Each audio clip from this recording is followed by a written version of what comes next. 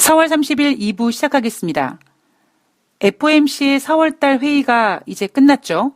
금리 동결했습니다.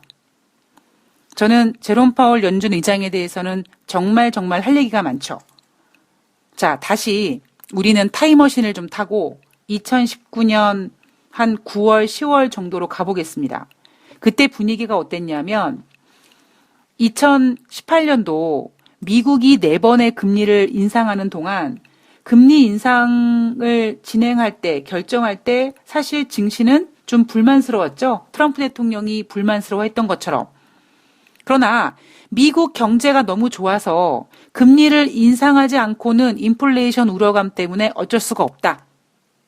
그래서 그 당시만 하더라도, 즉 2018년 9월달, 10월달만 하더라도 이제 남은 2018년도 9월달 혹은 12월달 금리를 인상할 거고 최소한 2019년도는 한 번 혹은 2번 정도 금리를 인상할 거야 라는 전망이 대세였습니다. 전 세계에서 유일하게 정말 미쓰리 혼자서 2019년 미국은요 금리를 인하할 거라고요 라고 혼자 노래 부르고 다녔습니다. 그런데 2019년 미국은 예상을 깨고 금리를 인하합니다. 그것도 3번씩이나. 그리고는 2020년 제롬 파월 연준 의장은 올해 금리를 동결할 거라고 했습니다. 미쓰리가 또 노래를 부르죠.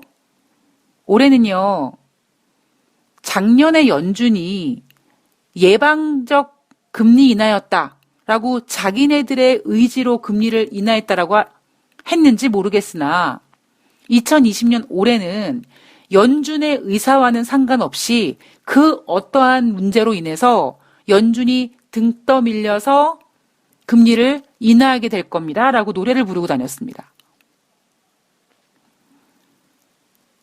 코로나19가 터지고 발등에 불 떨어진 연준이 3월 달에 일정보다 앞당겨서 3월 3일 날 전격 금리를 인하합니다. 그때 제롬 파월 연준 의장이 뭐라고 했냐면 금리를 인하하면서 양적 완화는 생각하지 않는데요. 미쓰리가 그랬죠. 여러분, 이 코로나19가 지금 경제를 망가뜨리고 있는 이 상황은 2008년도 금융위기는 명함도 내밀지 못합니다. 양적 완화 할 거려? 해야 될 거려? 라고 얘기했죠. 얼마 가지 않아 양적 완화를 넘어서 이제 연준은요. 그냥 쓰레기 자산까지 그냥 묻지도 따지도 않고 사들이고 있습니다. 그래서 미쓰리는 제롬 파월 연준 의장이 능력이 없다라고 얘기합니다. 그렇잖아요. 예.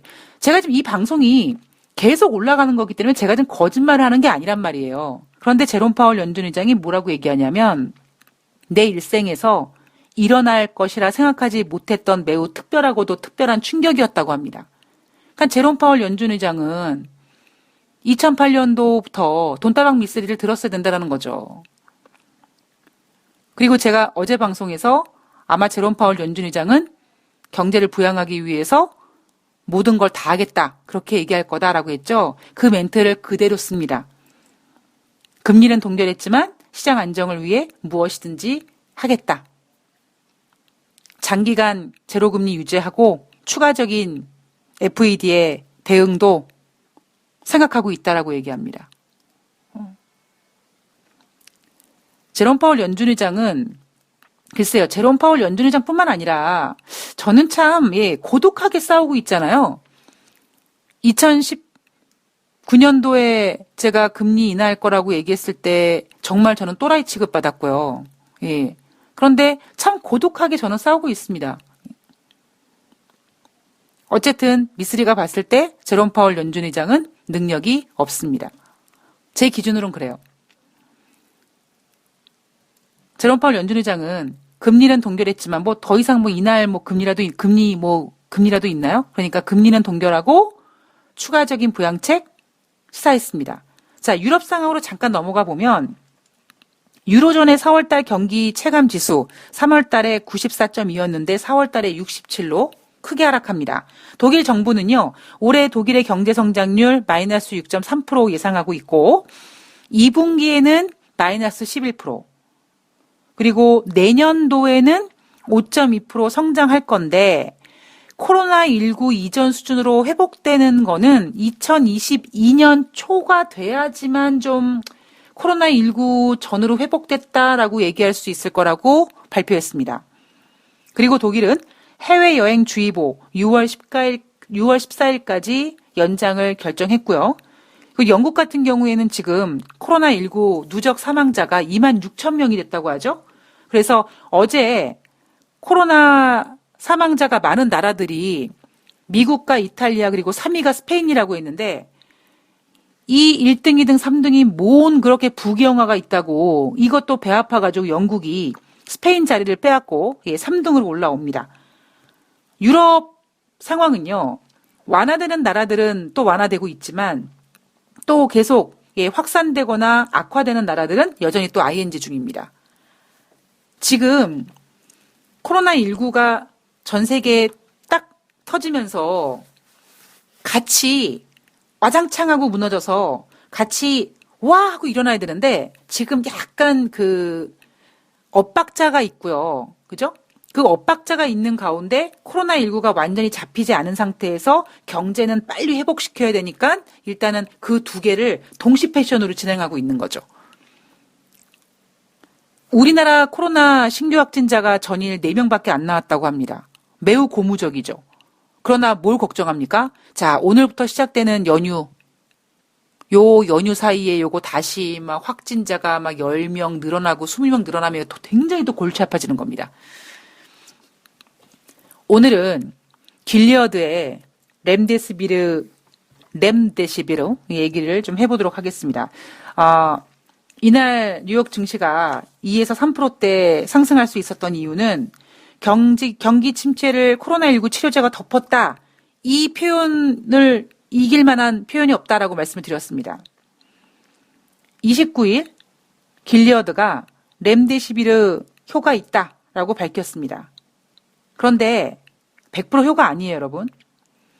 잠재적인 효과가 있고 그리고 1차 변수 평가에 충족했다라고 했습니다. 제가요, 앞서서 미쓰리가 이 바이오에 관심이 많고, 옛날 제약주로 작전하다가 첫사랑과 첫사랑 친구들 계좌까지 골로 보내고, 제 첫사랑의 그 친구들이 제 첫사랑한테 너 그 주식이 만나지 말라고, 인생 좆된다고, 이런 얘기를 들을 정도로 제가 이 제약주 하면은요, 진짜 일을 바득바득 가는 일들이 지금 몇 개 있습니다. 그만큼 바득바득 가는 만큼 이 제약바이오주는요, 의심을 거듭해야 된다라고 전 생각을 합니다. 이게 제약회사는 멀쩡하게 잘 실험을 해도 세력들이 그 제약주를 가지고 노는 세력들이 별 지랄 연병들을 다 하는 케이스들이 많고요. 그리고 그 제약 자체가 그 신약 개발 자체가 너무 그 가는 길이 험난합니다. 이 길리어드가 이번에 그 시험한 환자들을 보면은요, 산소 호흡기가 필요 없는 폐렴이나 몸속 산소가 부족한 환자들을 대상으로 시험을 했다고 하죠. 그런데 효과가 있었다. 지난 4월 16일 날 효과 있다고 했잖아. 이거 구라 아니라니까, 뻥 아니라니까 효과 있었어. 라고 공식적으로 발표를 했습니다. 자, 그러자 미국 FDA가 가능한 빨리 환자에게 사용할 수 있도록 하는 방안을 추진하겠다고 합니다. 자, 그리고 트럼프 대통령이 전 세계에서 310만 명 이상을 감염시킨 바이러스에 대한 잠재적인 치료제다라고 얘기를 했습니다. 트럼프 대통령 클로로킨은 이제 신의 선물이 아니라 트럼프 대통령의 똥물이 돼서 이제 포기했나 봐요. 클로로킨에 대한 얘기 나오지 않고 있습니다. 전 세계에서 310만 명 이상을 감염시킨 바이러스에 대한 잠재적인 치료제. 이놈의 치료제가 또 길리어드에서 미국에서 나오네요. 자, 제가 오늘 길리어드의 렘데시비르에 대해서 초를 치겠다라는 게 아니라 우리 이런 부분도 한번 고민해 봅시다라고 제가 여러분들에게 한번 여러분들의 브레인스토밍을 위해서 제가 좀 엉뚱한 내용을 좀 가지고 왔는데요. 이 렘데시비르가 뭘까요? 과연 어떤 약이냐? 어떤 신약이냐? 이게 원래 에볼라 치료제로 개발 중이었죠? 그래서 임상 2상을 마치고 이제 3상을 해야지라고 준비하고 있는 상태였습니다. 그게 언제냐면 작년 한 하순 말이었어요. 작년 연말은 아니고 작년 하순이었어요. 그런데 이 제약바이오가 특히 주식시장에서 참 그지 같은 게 뭐냐면요. 뭐 요즘엔 그래도 많은 자료들이 이렇게 좀 있고 예전에 돈다방 미스리에서도 이 제약바이오주의 어떤 그 임상 실험 임상 1상, 2상, 3상 뭐 이런 거 쭉 제가 설명해 드린 적이 있습니다. 예전에는요. 이런 것들을 몰랐을 때 그냥 HTS 프로그램 밑에 하단에 어떤 뭐 제약회사에서 어떤 신약 개발 2상 뭐 실험 성공하면 주가가 막 올라가고 그랬거든요. 그런데 임상 1상, 2상, 3상 끝나는 게 아니에요. 그 이후에 가야 될 길이 험난하고 고됩니다. 임상 1상, 3상 뭐 최종적인 뭐 어떤 임상 실험에서 성공을 했다고 해도요. 그 이후에 또 진행되는 과정들이 있다 보니까 그 이후에 어떤 부작용이나 어떤 문제점이 발생되면 그 앞에 임상실험 다 의미가 없는 거예요. 자, 에볼라 치료제로 개발 중이었던 신약이 임상 2상을 마치고 이제 3상을 준비해야지. 그런데 문제가 뭐냐면 이 에볼라 바이러스 환자군을 이 에볼라 바이러스를 가진 환자를 임상 실험에 쓸 마루타를 모집하는 게 매우 어려웠다라는 겁니다. 왜냐하면 에볼라가요, 생각보다 그렇게 전 세계적으로 확산되지 않았었잖아요. 그리고 게다가 이게 다국적 임상 실험을 해야 되는데 거기에 들어가는 돈이며 시간이며 여기에 제약이 많았다라는 겁니다.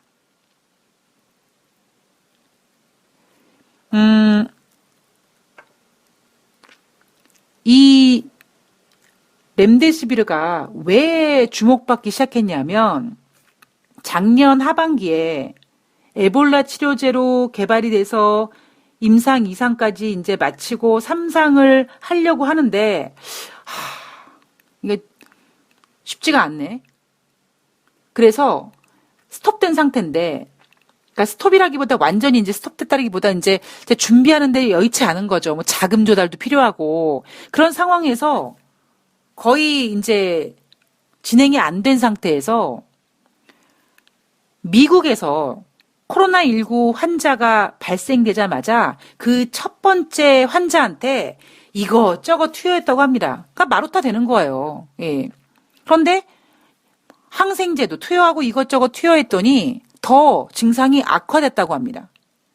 그런데 믿져야 본전이니까 그냥 야 우리 그거 에볼라 치료제 있잖아. 그거 한번 해보자. 그래서 그거를 투여하니까 그 코로나19에 걸린 환자가 증상이 크게 호전되다라는 거죠. 물론 그냥 아무거나 갖다 막 투약시키겠습니까? 분명히 머리 똑똑한 연구원들이 의학 박사들이 고뇌와 분석과 분석을 계속하는 거겠죠.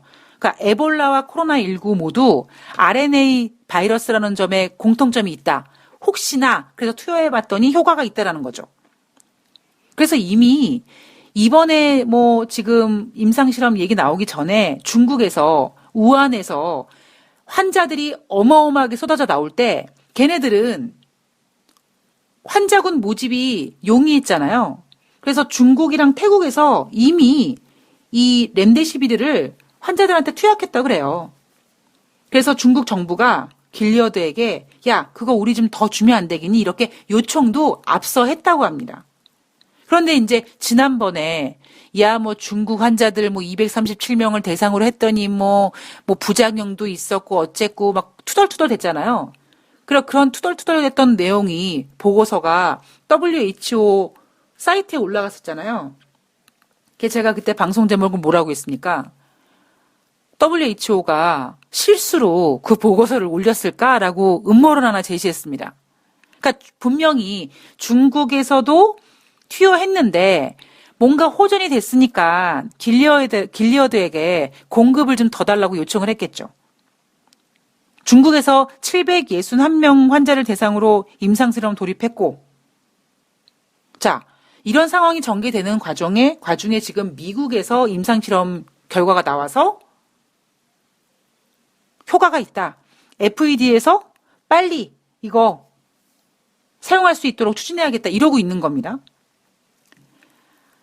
길리어드가 전생에 나라를 구한 걸까요? 이거 자칫 잘못했으면 에볼라 치료제 개발할 때 임상 이상까지 갔었단 얘기는 이미 그 전에 엄청난 돈이 투입이 됐단 얘기거든요. 그런데 에볼라가 확산되지도 않고 추가적으로 3상 실험하기에 돈도 어마어마하게 많이 들 것 같고 이거 어떻게 하지? 버리지도 못하고 쓸 데도 없고 뭐 계륵도 아니고 그런 상황에서 갑자기 코로나19가 딱 터지는 바람에 그리고 코로나19가 지금 전 세계로 퍼지면서 바이러스 환자군 모집이 얼마나 용이해졌습니까? 그러니까 중국에서 막 그냥 막 투여하고 그런 거죠. 그래서 일단 길리어드가 전생에 나라를 구해서 실패라기보다 그냥 놔버리려고 했던 이 에볼라 치료제를 이렇게 코로나19로 힘들어하는 전 세계를 구하는 구세주가 된 겁니다. 현재까지는. 그러면 우리 돈다방 미쓰리는 또 이런 거 한번 의심해 봐야 돼요. 첫 번째, 제가 그랬죠. 잠재적인 효과가 있는 거고 1차 변수 평가에 충족됐을 뿐이다. 아직 몰라요. 이러다가 만약에 투입했는데 환자 한 명 죽잖아요. 그냥 다 나가리 되는 거예요. 제약바이오주가 그래서 무섭습니다. 자, 그렇다면 우리가 기대했던 길리어드의 렘데시비르의 어떤 효력이 있었다. 1차 변수든 어쨌든 아예 그래도 없는 것보다 어디야, 그죠? 기대는 분명히 있습니다. 그런데 뭘 걱정하느냐? 제가 아까 일부에서 말씀드렸죠? 지금 너무 급해요. FED가 이거 사용할 수 있도록 허용 추진한다고 합니다. 지난번에 트럼프 대통령이 신의 선물이라고 했던 클로로킨, 그것도 FDA가 그냥 이렇게 사용할 수 있도록, 임시 사용할 수 있도록 허락했어요. 제가 제롬 파월 연준 의장 신 아니다. 트럼프 대통령 신 아니다. 같은 맥락으로 FDA가 절대적으로 완벽한 거 아닙니다. FDA가 사용할 수 있도록 승인을 했다고 해서 물론 완화될 수 있지만 아직까지 완벽한 성과물이 아니어서 어떻게 될지는 계속 지켜봐야 됩니다. 그래서 제가 어제 방송에서 혹시 길리어드의 렘데시비르가 안 될 수도 있으니까 만약에 이게 안 된다면 또 시장이 실망해서 추락할까봐 차선책을 계속 두죠. 뭐 위장약이 어쩌고 계속 실험하고 있다. 이렇게 계속 지금 차선책을 밑에다 깔아두고 움직입니다. 코로나19 치료제 어쨌든 호전된 게 현재까지 보여서 기대는 가지고 있습니다만 제약바이오주는요. 언제든지 조심해야 됩니다. 그리고 제가 생각하고 있는 건 신약 개발이 하나 만들어지는데 여러분 얼마나 오래 걸리는데요. 근데 지금 너무 급해요. 너무 급하고 그리고 이 급한 이유가 뭐냐면 제가 봤을 땐 인류의 생명을 구한다는 목적이 있는 게 아니라 돈 벌려고, 그러니까 길리어드가 돈을 번다는 게 아니라 경제를 회복시키려고 하는 그 욕망이 너무 커서 지금 진행하고 있는 게 너무 빠릅니다. 급해요. 부양책도 그렇고 신약 개발도 그렇고 이런 진행 상황들이 미쓰리를 매우 불안하게 만드는 거죠. 자, 4월 30일 뉴욕 증시는 길리어드가 아마 실적 발표를 할 겁니다. 그리고 목요일 날 신규 실업상 청원 건수가 발표가 됐습니다. 이날 뉴욕 증시가 상승한 이유가 뭐라고요? 예, 경기 침체를 코로나19 치료제가 덮었다. 그런데 이 코로나19 치료제가 완벽한 게 덮은 게 아니라는 거죠. 완벽한 코로나19 치료제가 덮은 게 아니라 아직은 모르는 겁니다. 지금은 코로나19 때문에 경제가 너무 많이 훼손돼서 이거를 부양시킬 수 있는 방법이 돈을 때려 넣는 거고, 돈을 때려 넣으면 당연히 좋아질 거라는 기대감이 생기고 그 기대감이 증시를 반등시킵니다. 여기서 더 레벨업이 되기 위해서 무조건 코로나19가 100% 잡혀야 되고요. 그리고 저는 코로나19가 잡힌다라기보다 어차피 제가 그랬잖아요. 뭐 샌프란시스코는 뭐 5월 말까지 재택근무 연장되고 아까 말씀드렸듯이 독일도 지금 6월 14일까지 해외여행 주의보 지금 났다고요. 그런데 이미 시장은 그거는 아웃 오브 안중에 있고 돈을 이렇게까지 때려 넣는데 경제가 안 좋아질 수 있냐를 보고 있는데요.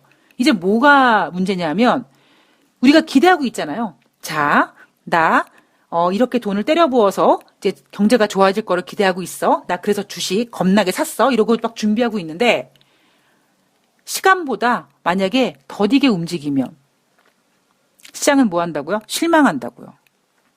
제가 오늘 현재까지 증권사의 5월달 증시 전망을 보고 있지는 않습니다. NH증권에서 하나 보고 있는 게 1700에서 1970 정도로 예상하고 있던데요.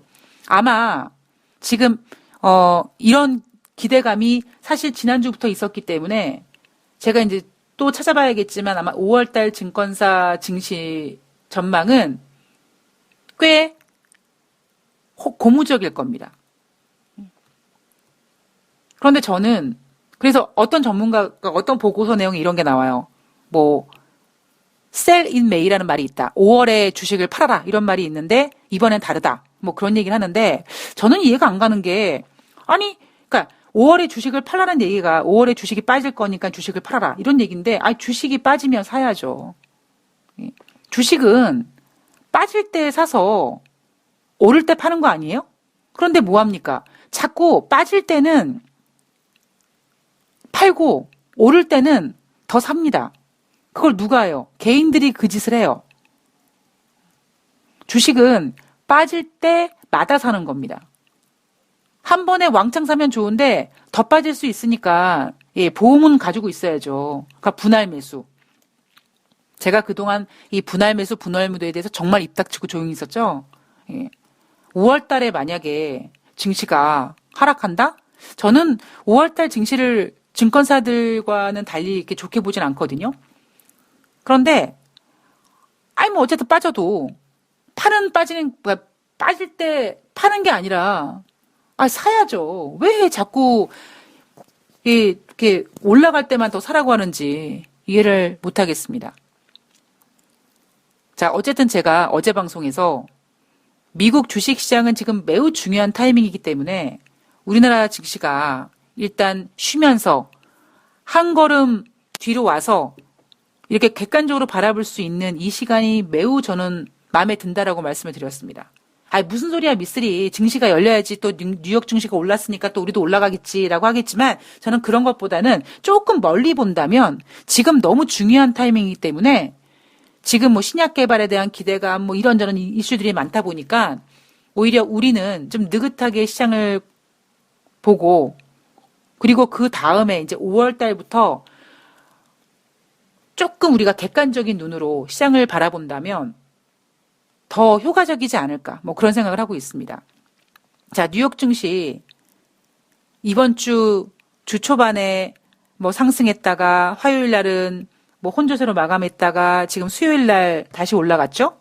목요일 날 주간 신규 실업상 청구 건수가 발표가 되는데 아마 신약 개발에 대한 기대감을 가지고 더 증시를 끌어올리려고 할 겁니다.